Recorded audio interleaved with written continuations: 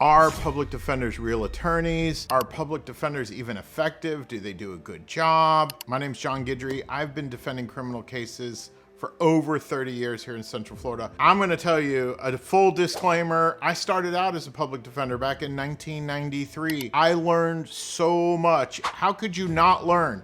You have a pile of cases and it is nonstop. Public defenders are real attorneys. Public defenders are very good attorneys. I think their reputation is unfair in some jurisdictions. In some jurisdictions, who knows? Maybe it's well-deserved. They don't always have a good reputation. Obviously, for you folks that can pick your own attorney, that is exactly what you probably want to do. I know when I was a public defender, and again, I started in Orange County in 1993 with the best public defender in the world, Joseph DeRocher. He was an excellent boss. He was an excellent human being. And my brother got arrested on a very serious charge here in Central Florida while I was working as a public defender here in Orange County. Did I go with the public defender's office because my brother couldn't afford an attorney? I did not. I hired the best attorney I could afford, and one of the best attorneys out there when he was private, Steve Jewett. He's now a judge, and what's amazing to me about Judge Jewett is this man was doing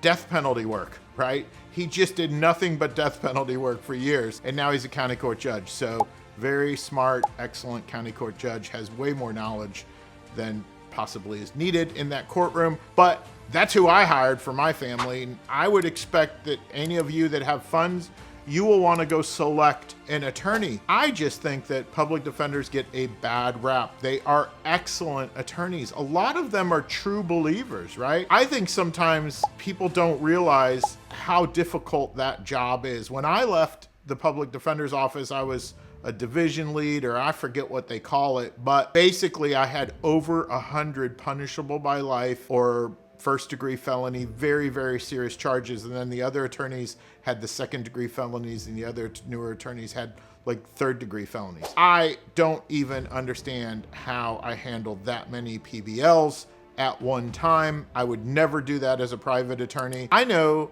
that I did not have the time or the energy to dig into cases like I do now as a private attorney. I think a lot of these public defenders are excellent defense attorneys, but you are tying their hands behind their back by having too many cases, having too much of a caseload. And I will say this, some public defender offices in Florida are so overworked that literally they have petitioned the judges to stop appointing public defender cases. Yes, literally, because the Florida bar is going to get fed up if an attorney is simply handling too many cases to be effective. We want effective lawyers. You have a Sixth Amendment constitutional right to representation. In the Gideon case that started the whole public defender thing, you know, that happened in Florida. It's a beautiful thing. And now it's spread throughout the whole country, right? I will tell you that when push comes to shove, it's like a lottery system, right? You don't know what you're going to get. You just have no idea what you're going to get. I mean, it's not funny,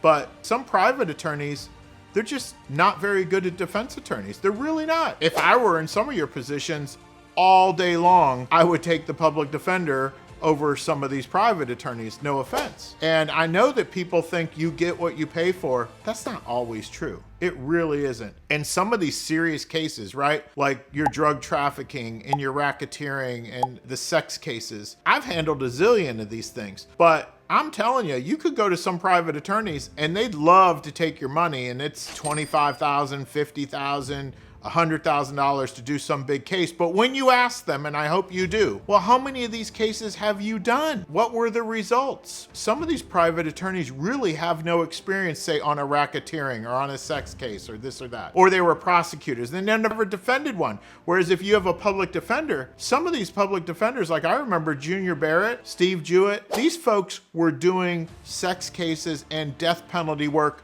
nonstop all day long. They had streaks of incredible wins on cases that were unwinnable. But you could go to the private bar, and some of these folks that I work with out there, they've never done one of these things, but they'll take your money. I think public defenders are great attorneys. They do a great job, but it's a lottery system, folks. So I can't tell you whether you're going to get a good one. I can tell you that if you can afford an attorney, you need to go hand pick an attorney that knows the kind of case that you have, that has dealt with the kind of case that you've dealt with. Public defenders have a great advantage in the sense that they are in front of that judge and with those prosecutors day in and day out. It's a beautiful thing. That can be an advantage, okay? Sometimes though, if you have the money, you need to handpick somebody that is special to your facts and understands your situation and your defense. And another thing I'll say about public defenders, based on my tenure there, is that how they communicate is very important, because they are not probably going to talk to your mom and your auntie and your brother and sister. You're just not. They don't have time to talk to your family members. You are going to have to talk to your public defender and convey that information to your wife and husband and all those things. Second of all, if you get a public defender, you had better understand how they want to communicate. And I think it's best to communicate with a public defender in writing, okay? Because you want to document, I sent you an email on this day, and this day, and this day, and this day, and this day, and this day, and you never responded, or this was your response. So communication is the number one problem. So when you get a public defender, I would say it is your obligation to set up meetings with that public defender. It is your obligation to make sure that you are communicating in a way that they want and in a way that they're comfortable with. Because when I was at the Orange County Public Defender's Office, for example, I knew several attorneys there that would not answer a voicemail. I knew several attorneys that would let their voicemail fill up so that you could not leave a voicemail because they didn't like voicemails. They didn't like to talk on the phone. They didn't want to answer a voicemail. You got to know this, folks, up front. If that's your assigned public defender and you keep leaving voicemails, you're in trouble. Know how they communicate up front. They are excellent attorneys. I think they get a bad rap for not really a good reason, at least not here in Central Florida.